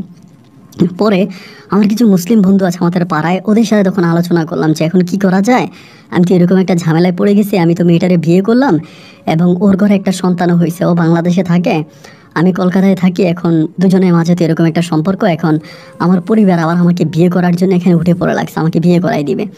তো আমার মুসলিম বন্ধুরা সবাই বলতেছে যে ঠিক আছে, যদি তোর বিয়ে করাই দেয় তাহলে তুই বিয়ে কর, এখন বিয়ে না করলে তো তুই বিপদে পড়বি, তোর পরিবার যেহেতু তোকে বিয়ে করাতে যাচ্ছে, তুই কলকাতায় বিয়ে করে ফেল, আর তোর বউ তো কখনো কলকাতায় আসবে না। মানে ওরা আমাকে এটা বলতে যাচ্ছে যে তাসলিমা তো আর কখনো কলকাতায় আসবে না, তো তাসলিমা যদি কলকাতায় নাই আসে তাহলে তাসলিমা বাংলাদেশে থাকবে, আমি বাংলাদেশে মাঝে মাঝে যাব, আমার বউয়ের ভরণ পোষণ দিব এবং সেখানে আমি একটা মানে আমার হিন্দু বউ নিয়ে আমি সংসার করব, মানে কলকাতায় আমি হিন্দু বউ নিয়ে থাকবো, বাংলাদেশে তো তাসলিমা আছেই, আমি তাসলিমাকে যাবো আসবো, ওর খরচ দিব, যেহেতু গরিব মানুষ। পরে তাসলিমাকে আমি কোনো কিছু জানালাম না, না জানানোর পরে পরিবারের পছন্দে, মানে আব্বা আমার পছন্দেই আমি তখন কী করলাম, ইন্ডিয়াতে একটা হিন্দু মেয়েকে বিয়ে করি। এটা আমার লাইফের সেকেন্ড বিয়ে এবং হিন্দু একটা মেয়েকে বিয়ে করি। আবার তাসলিমের বিষয়টা কিন্তু ওই মুহূর্ত পর্যন্ত একটা আমাদের এলাকার শুধু আমার মুসলিম কিছু বন্ধু ছাড়া এটা কেউ জানতো না, আমার বাবা মা, আমার আত্মীয় স্বজন, আমার পড়া প্রতিবেশী যারা আছে বিষয়টা কেউই জানতো না, টোটালি বিষয়টা হাইড ছিল। পরে এমন করে আমি তখন কলকাতায় একটা বিয়ে করি, এবং কলকাতায় বিয়ে করার পরে আমি মাঝে মাঝে বাংলাদেশে যাচ্ছি, তাসলিমার সাথে থাকতেছি। আমার মেয়েটা বড় হয়েছে, মেয়েটা বড় হচ্ছে, আবার এদিক দিয়ে আমার ওয়াইফের কাছেও থাকতেছি। এমন করতে করতে ইন্ডিয়াতে আমি যে বিয়েটা করি, কলকাতায় যে বিয়েটা করি, আমার সেই বউ মানে বেবি, পেটে বেবি আসে, ওর ঘরে তখন একটা আমার ছেলে সন্তান হয়। তখন আমার বাংলাদেশে একটা মেয়ে সন্তান আছে তাসলিমের ঘরে, এবং কলকাতায় আমার একটা ছেলে সন্তান আছে আমার ওই হিন্দু বউটার ঘরে। এরকম করে সময়গুলো কাটতে কাটতে আমাদের এলাকাতে, মানে আমাদের যেই এলাকা আছে, ওই আমাদের এলাকাটা একটু অন্যরকম একটা এলাকা। তো আমাদের এলাকার একটা ছোট্ট ঘটনা আছে, এটা আপনাদেরকে বলি। আমাদের এলাকাতে একটা মন্দির আছে, মানে মন্দিরটা হচ্ছে আমাদের এলাকাতে একটু জঙ্গলের মতো, জঙ্গল টাইপের। এই মন্দিরটা অনেক ভিতরে এবং আকারে মন্দিরটা অনেক ছোট। তো মন্দিরের সামনে অনেক বড় একটা তালা, মানে অনেক বড় একটা তালা ঝুলানো আছে। আমাদের যিনি ঠাকুর ছিলেন, ঠাকুর বলতো যে মন্দিরটা নাকি খুব গরম একটা মন্দির, এবং এটা নাকি সাপেদের মন্দির, এবং এই মন্দিরে নাকি সাপ থাকে এবং 7 রাজার দন থাকে, এরকম কথাবার্তা বলে। তা অনেকেই কী করে, আপনার তালাটা তো ভাঙতে পারে না, তালাটা আকার অনেক বড় এবং পুরো দিনে তালা। তো সেখানে ওই যে মন্দিরের মানে আপনার যে জানালা আছে, জানালা ভেঙে অনেকেই ওই যে ঠাকুরের মুখে শুনেছে এটার ভিতরে অনেক স্বর্ণ গয়না আছে, এই আছে ওই আছে। এগুলো শোনার পরে অনেকেই মন্দিরের তালা না ভেঙে ওই যে চারপাশের গ্লাস এগুলো ভেঙে, জানালা ভেঙে ভিতরে ঢুকে আসলে তেমন কিছুই পায় না। তো ওই মন্দিরটার সামনে আমি আমার বন্ধুদের সাথে মাঝে মাঝে তাস খেলি, ওইখানে কাঠ খেলি, তাস খেলি, 29 খেলি। তো অনেক বন্ধুরা আছে, মুসলিম বন্ধু, হিন্দু বন্ধু, ওদের সাথে ওখানে বসে আমি খেলাধুলা করি। এরকম করে মন্দিরের সামনে খেলাধুলা করতে করতে এই মন্দিরটাকে নিয়ে আমাদের এলাকাতে অনেক ধরনের জল্পনা কল্পনা বা অনেকে অনেক ধরনের কথাবার্তা বলে এই মন্দির নিয়ে, যে মন্দিরে এটা ঘটে ওইটা ঘটে। আবার অনেকে রাতের বেলায় মন্দিরে নাকি মানে ভয়ানক সাপের শব্দ শুনতে পাইতো, যে সাপে ফোঁস করে শব্দ করে, এরকম অনেক ধরনের ভয়ানক শব্দ অনেকে শুনতে পাইতো। মানে মন্দির নিয়ে অনেকের মুখে অনেক জল্পনা কল্পনা, অনেক ধরনের কথাবার্তা ছিল। তো যাই হোক, এরকম করে সময়গুলো কাটতেছে। একটা পর্যায়ে আমার মেয়েটা অনেকটা বড় হওয়ার পরে আমি তখন আবারও পুনরায় বাংলাদেশে যাই। মানে আমি প্রতি বছরে আপনার 5 বার 7 বার 8 বার 10 বারও বাংলাদেশে যাইতাম, যেহেতু বাংলাদেশে আমার বউ আছে। তো এবার যাওয়ার পরে হঠাৎ করে আমার বউ তাসলিমা আমারে বলতেছে ওর মা নাকি হজে যাবে। তো ওর মা নাকি হঠাৎ করে পরিকল্পনা করছে ওর মা হজে যাবে, এবং গ্রামের এক অন্য মহিলারা আরও যাবে, ওনাদের সাথেও হজে যাবে। এবং গ্রামের অনেকে আমার শাশুড়িকে তখন সাহায্য করতেছে, বিভিন্নভাবে টাকা দিতেছে হজে যাওয়ার জন্য, সে হজে যাবে এরকম করতেছে। তো ওই মুহূর্তে আমার বউ তাসলিমা তখন আমাকে বলে যে অমল, তুমি তো আসলে হিন্দু ধর্মের একটা মানুষ, এবং তুমি তো আমাকে বিয়ে করছো, এবং আমাদের একটা কন্যার সন্তানও হয়েছে। তো আমাদের মেয়েটার মুখের দিকে তাকিয়ে হলেও তুমি আমার মাকে কয়টা টাকা দাও, এবং আমার মাকে তুমি হজে পাঠাও। এই কথাটা আমাকে তখন আমার বউ তাসলিমা বলতেছে। আমি তখন বললাম যে দেখো, তুমি যদি এরকম করেই বলো তাহলে সমস্যা নাই, তোমার বউ মানে তোমার মা মানে তো আমারও মা, আমি তো তোমার মাকে মা করে ডাকি। তো উনি যেহেতু হজে যেতে চায় তাহলে সমস্যা না, আমি কিছু টাকা দিব। তো সে সময় আমি তখন আমাদের মানে বাংলাদেশি টাকায় প্রায় 2 লক্ষ টাকার মতো, 2 থেকে 3 মানে 2.5 লক্ষ টাকা আমি আমার আব্বার ব্যবসা থেকে, মানে যেভাবেই পারি আমার আব্বার ব্যবসা থেকে ম্যানেজ করে তাসলিমাকে দেই, যে ঠিক আছে এই টাকাটা তুমি নিয়ে যাও, এই টাকা দিয়ে তুমি তোমার আম্মাকে মানে ইয়েতে পাঠিয়ে দাও, কলকাতায় মানে কি বলে সৌদি আরবে পাঠাও হজ করার জন্য। তো টাকাটা ম্যানেজ করে দেওয়ার পরে তাসলিমও অত্যাধিক খুশি হয়। ও আমাকে বলে যে তুমি আমাকে টাকা দিয়েছো আমার আম্মার হজের জন্য, তুমি অবশ্যই আল্লাহর কাছে ভালো পাবা, আল্লাহ তোমাকে অনেক কিছু দিবে। এরকম করে আমার বউ আমাকে বোঝায়। তো এমন করতে করতে আমার শাশুড়ি তখন হজে যাওয়ার জন্য সমস্ত রকমের প্রস্তুতি নিচ্ছে, উনি হজে যাবে, হজ করবে।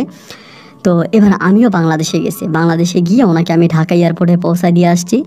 উনি কলকাতায় মানে এয়ারপোর্ট আপনার সৌদি আরবে হজ করতে যাবে, সব কিছু আমি ঠিকঠাক করে দিয়ে আসছি, এবং আমার বউ সহ এয়ারপোর্টে ছিল। দেন এরপরে আমার বউকে আমি রংপুরে পাঠাই দিয়া আমি আবার কলকাতায় চলে আসি।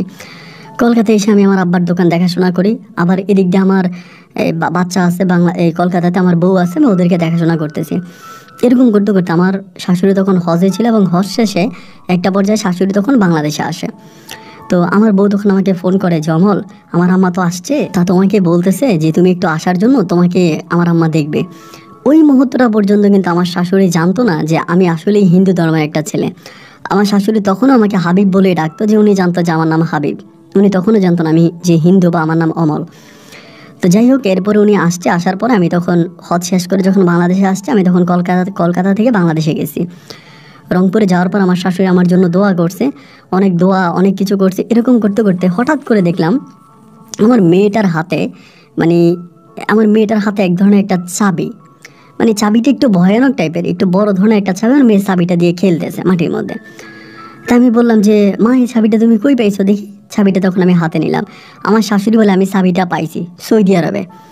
আমি বললাম যে সৌদি আরবে আপনি চাবিটা পাইছেন, মানে চাবিটা অনেক বড় ছিল এবং একটু মোটামুটি একটু অলৌকিক টাইপের একটা চাবি। আমার শাশুড়ি বলে সৌদি আরবে হাঁটতে গিয়ে আমি চাবিটা পাইছি, তা এটা মানে আমার এই কথা আমার শাশুড়ি বললো। তো আমার মেয়ে এটা নিয়ে খেলতেছে, আমি তখন আমার মেয়ের হাত থেকে চাবিটা নিলাম, নিয়ে আমি চাবিটা, আমার কাছে কেন জানি এই চাবিটার মধ্যে একটু অন্যরকম রহস্য মনে হলো আর কি, একটু অলৌকিক টাইপের চাবি ছিল। তো আমি এটা পরে আমার ব্যাগের মধ্যে ঢুকেলাম। ব্যাগে ঢুকে আমি 20-25 দিনের মতো বাংলাদেশে ছিলাম। থাকার পরে আমি পুনরায় আবার তখন কলকাতায় চলে আসছি। এবার কলকাতা আসার পরে চাবিটা তখনও পর্যন্ত কিন্তু আমার মানি ব্যাগের চিপার মধ্যে পড়ে আছে। তো ওই যে একটা মন্দিরের কথা আপনাকে বলেছিলাম, ওই মন্দিরের সামনে আমরা আবার একদিন কাঠ খেলতেছিলাম। এমন সময় হলো কি বৃষ্টি নামছে, আমি সহ আমার 2-3 জন বন্ধু ওইখানে ছিলাম, 4 জন ছিলাম টোটালি। এখন বৃষ্টি নামার পরে আমি তখন ওই মন্দিরের সামনে গিয়ে দাঁড়াইছি। মানে মন্দিরটা এমন একটা জায়গায়, একটা বিলের মধ্যখানে, মানে চারিদিকে জঙ্গল, একটু পাহাড়ি এলাকা এবং সেখানে মন্দিরটা। পরে বৃষ্টি নামছে, বৃষ্টি নামার পর আমাদের খেলা বন্ধ, সবাই গিয়ে মন্দিরের সামনে দাঁড়ালাম। মন্দিরের সামনে সবাই মিলে দাঁড়ানোর পরে আমার বন্ধুরা তখন এক এক করে সবাই চলে যাচ্ছে। তো আমি তখন ওখানে দাঁড়িয়ে আছি, আস্তে আস্তে করে সবাই তখন চলে যাচ্ছে পরে আমি দাঁড়ায় আছি। এখন আস্তে আস্তে সন্ধ্যা হয়ে যাচ্ছে পরে আবার এই জায়গাটাও ভালো না, মন্দিরের যে জায়গাটা, এটা নিয়ে বিভিন্ন ধরনের মানুষের খারাপ কথাবার্তা আছে, যে এখানে অলৌকিক অনেক ধরনের ঘটনা ঘটে, এটা ওইটা ঘটে, এই জন্য এটা নিয়ে অনেক কথাবার্তা বলে। আমার ভিতরে তখন কেমন যেটা ভয় ঢুকে গেছে। সবাই চলে যাওয়ার পরে হঠাৎ করে আমি তখন এভাবে পিছনে হাত দেওয়াতে আমার ওই তালাটা আমার হাতে লাগছে। মানে অনেক পুরনো মন্দির, তো মন্দিরে তালাটা আমার হাতে লাগছে। তালাটা হাতে লাগার পরে মানে হঠাৎ করে আমি তালাটা হাতে নিয়ে আমার ওই চাবিটার কথা আমার মনে পড়ছে, যে আমার ব্যাগে তো একটা চাবি আছে, মানে মানি ব্যাগে, মানে জানি না হঠাৎ করে এটা আমার কেন মনে পড়লো, এটা সম্পূর্ণ অলৌকিক একটা ঘটনা আর কি। আমি তখন আমার মানি ব্যাগ থেকে ওই চাবিটা বের করলাম, যে চাবিটা আমার মেয়ে হাতে ধরে খেলতেছিল এবং আমার শাশুড়ি বললো যে উনি চাবিটা উনি সৌদি আরবে পাইছে। তো ওই চাবিটা হাতে পাওয়ার পরে আমি তখন কী করলাম, ওই যে পুরনো যে তালাটা ছিল, তো তালাটার মধ্যে আমি তখন আস্তে আস্তে করে তালাটা দিয়ে চাবিটা খোলার চেষ্টা করতেছি, মানে চাবিটা দিয়ে আমি তালাটা খোলার চেষ্টা করতেছি মন্দিরের। মানে যেহেতু দাঁড়ায় আছে ওইখানে, সময় বৃষ্টি পড়তেছে, যাইতেও পারতেছি না। পরে হঠাৎ করে 2-3টা চাপ দেওয়ার পরেই দেখলাম যে ঠাস করে তালাটা খুলে গেছে। ভাই তালাটা যখন খুলে গেছে আমি তখন মানে অবাক হয়ে গেলাম, কিরে এত, মানে তালাটার মধ্যে জং ধরে গেছিলো, জং ধরার পরে এরকম একটা তালা অনেকে এরা খোলার জন্য কিন্তু চেষ্টা করতো, এটা ওইটা দিয়ে অনেকে চেষ্টা করতো তালাটা খোলার জন্য। এইভাবে তালাটা খুলে গেল, একটু অবাক হয়ে গেলাম। তো মন্দিরের ভিতরে তো কিছু নাই সেটা আমি জানি, কারণ অনেক মন্দিরের যে 2 পাশের জানালা আছে, জানালা ভেঙে মন্দিরের ভিতরে ঢুকছে, তো ওটার ভিতরে কিছুই পাই নাই। তবে আমাদের এখানের এক ঠাকুর ছিল, উনি মারা গেছে, উনি বলতো যে মন্দিরের তালা খুলে যদি ভিতরে ঢুকা যায় তাহলে মন্দিরে অনেক কিছু পাওয়া যাবে, এই কথা উনি বলতো। তো তালা খুলে আর ঢুকবে কি, কারণ মানে জানালা ভেঙে ঢুকেতে ভিতরে আর কিছু পায় না। পরে তালাটা যখন আমি খুললাম ভাই, তালাটা খোলার পরে মানে তালাটা খুলে আমি যখন ভিতরে ঢুকলাম, মানে প্রথম গেটটা খুললাম, খোলার পরে দেখলাম যে ওইখানে 2টা দরজা। মানে প্রথমে আমি যে তালাটা খুললাম, একটা দরজা খুললাম, ওইটার মানে একটু মানে 2 হাত পরে আরেকটা দরজা। মানে মূলত এখানে হচ্ছে দরজা 2টা। মানে এতদিন পর্যন্ত যে মানুষ 2 পাশের আপনার গ্রিল ভেঙে, 2 পাশের জানালা ভেঙে যে ভিতরে ঢুকছে, ভিতরে ঢুকার পরে মানুষ যে জিনিসটা দেখতো মন্দিরের ভিতরে এটা ওইটা পড়ে আছে, ওরকম কোনো কিছুই পায় না। কিন্তু আমি যখন তালাটা খুলে মন্দিরে ঢুকলাম, 2 হাতের মধ্যে যখন আরেকটা দরজা দেখলাম, মানে এই দরজাটা এবং ভিতরের 2টা দরজার মাঝখানে আমি একটা জিনিস পাইছি এবং খুবই অমূল্য একটা সম্পদ, যেটার দাম কয়েকশো কোটি টাকা হবে। যাই হোক, শুধু অতটুকুই বলে রাখি, অমূল্য একটা জিনিস পাইছি। জিনিসটা পাওয়ার পরে আমি এটা হাতে নিয়ে তখনই ধরেন আপনার চারদিকে ঘন্টা বাজাইতেছে, মানে আমাদের এটার পাশে আরও মানে একটা বড় একটা মন্দির আছে, ওই মন্দিরে ঘন্টা বাজতেছে এবং মুসলমানদের হচ্ছে মাগরিবের মুহূর্ত। আমি এটা হাতে পাওয়ার পরে এটা আমি নিলাম এবং নিয়ে আমি তখন এটা মানে আপনার আমাদের ওখানেই পুষ্করণী ছিল, পুষ্করণীর মধ্যে এটা আমি ধৌত করলাম, মানে পরিষ্কার করলাম। করি আমি যেটা ধারণা করেছিলাম যে জিনিসটা এটাই, মানে যেটা আমি সন্দেহ করেছিলাম জিনিসটা এটাই, এবং এইটা এরপরে আমি কেটে এটা আমি বিক্রি করি, এবং যে বিক্রি করি 1 টাকা 2 টাকা নয়, ওইটা বিক্রি করার পরে আমি কলকাতা শহরে এবং দিল্লিতে আমি অনেক জায়গায় সম্পত্তি কিনি, অনেক ব্যবসা বাণিজ্য করি। ইভেন আমার শাশুড়ির ওই এলাকাতে আমি নিজে হচ্ছে একটা মসজিদ বানিয়ে দেই, একটা মাদ্রাসা বানিয়ে দেই এবং আমার শাশুড়ির জন্য ঘর উঠাই দেই। এবং আজ আমার 2টা বউ 2খানে আছে, বাংলাদেশে আমার বউ আছে এবং আমার পরে আমার আরেকটা ছেলে সন্তান হয়, আমার 1 ছেলে 1 মেয়ে আছে, আমার ওয়াইফ আছে তাসলিমা। একইভাবে এই আপনার কলকাতাতে আমার বউ আছে সোনালি, এবং আমার কলকাতাতে 3টা ছেলে সন্তান আছে, মেয়ে নাই, 3টা ছেলে আমার কলকাতাতে। তো আমার বউ নিয়ে আমি এখানে ভালো আছি। তো সেখানে এখন আমি মোটামুটি অনেক টাকা পয়সার মালিক। আর এই বিষয়টা আমি একটু বলে রাখি, যে ওই যে মন্দিরের বিষয়টা, মন্দিরে দুইটা দরজা ছিল, মানে একটা দরজা খোলার পরেই দুই হাতের মধ্যে আরেকটা দরজা ছিল। তো এই যে গেটের মধ্যেই দুইটা দরজা, এটা কিন্তু অনেকেই জানতো না, মানে কেউই জানতো না। মানে অনেকেই বলতো, আমাদের ঠাকুর মহোদয় বলতো যে মন্দিরের ভিতরে অনেক কিছু আছে। তো এই জন্য অনেকেই দরজা টরজা মানে জানালা ভেঙে যখন ভিতরে ঢুকতো, মন্দিরের ভিতরে কিছুই পাইতো না। কিন্তু মূলত মন্দিরের যে সম্পদটা ছিল, ওই সম্পদটা ছিল দুইটা দরজার মাঝখানে, মানে প্রথম দরজাটা খোলার পরে দুই হাতের ভিতরে যে আরেকটা দরজা ছিল, এই দুই দরজার মাঝখানেই ছিল জিনিসটা, এবং ভগবানই আমাকে এই জিনিসটা উপহার দেয়। তো যাই হোক, আজকে বহু বছর হয়ে গেছে, আমি এখন সংসার করতেছি। আমার কলকাতার ওয়াইফও আমার বাংলাদেশের ওয়াইফ সম্বন্ধে জানে, এবং আমার বাংলাদেশের বউ আমার কলকাতার বউ সম্বন্ধে জানে। এবং আমার বাংলাদেশের বউকে আমি কলকাতায় নিয়ে গেছি, এবং কলকাতার বউকে আমি বাংলাদেশে এনেছি। এখন সব কিছু ঠিক আছে, দুই দেশে আমার দুইটা বউ আছে। কিন্তু অলৌকিক বিষয় হচ্ছে এইটা, যে কিভাবে আমার শাশুড়ি সৌদি আরবের মধ্যে এই চাবিটা পেল, এবং এই চাবি আমার সন্তানকে দিল, আমার মেয়েকে দিল। আমার মেয়ে খেলার সময় কেন বা এটা আমি হাতে পেলাম, এবং হাতে পাওয়ার পরে এটা দিয়ে কেন আমি মন্দিরের তালাটা খুলতে পারলাম, এবং কেন আমি মন্দিরের ভিতরে এই জিনিসগুলো পেলাম, এর কোনো অর্থ আমি আজও খুঁজে পাইনি। আমার এই ঘটনা আজ থেকে বহু বছর আগে, কিন্তু আজও আমার কাছে জিনিসটা অবাক লাগে। এবং আমার কাছে মনে হয় যে আমি আমার গরিব ওই শাশুড়িকে বা গরিব ওই মাকে হজ করাতে গিয়েই আজ আল্লাহ, মানে ভগবান বলেন বা আল্লাহ বলেন, আমাকে এত কিছু দিয়েছে। তো আজ আমি অনেক ভালো আছি আপন ভাই, আপনার গল্পগুলো শুনি। এবং আমার যে বাংলাদেশের শাশুড়ি আছে, তিনি আপনার গল্পের অনেক পাগল, তার মাধ্যমে আপনাকে আমার পাওয়া এবং আপনার কাছে আমাদের এই ঘটনাগুলো খুলে বলা। যদি মনে করেন আপনি আমার গল্পটা প্রচার করতে পারবেন। আমি হিন্দু ধর্মই পালন করি, এবং আমি বাংলাদেশে যে আমার শাশুড়ি জানে যে আমি মুসলিম হইনি, এখন আমি হিন্দু। আমার শাশুড়ি পরে সব জানতে পারছে, তাসলিমার আম্মা। তো তিনি আমাকে অনেক অনুরোধ করে যে মুসলিম হয়ে যাও, মুসলিম ধর্ম পালন করো। দেখো, আমি সৌদি আরবে যাওয়ার পর এরকম একটা জিনিস পেয়েছি, এটা দিয়ে তুমি আজকে কোটিপতি, তুমি মুসলিম হয়ে যাও। কিন্তু আমার আব্বা আম্মা কোনোভাবেই এটা মেনে নিচ্ছে না, এবং আমি মুসলিম হলে আমার আব্বা আম্মা মনে অনেক কষ্ট পাবে, আমার যে বউ আছে কলকাতাতে সেও অনেক কষ্ট পাবে। এজন্য দুই পরিবারের কথা চিন্তা করে আমি একরকম দুই ধর্মই পালন করতেছি।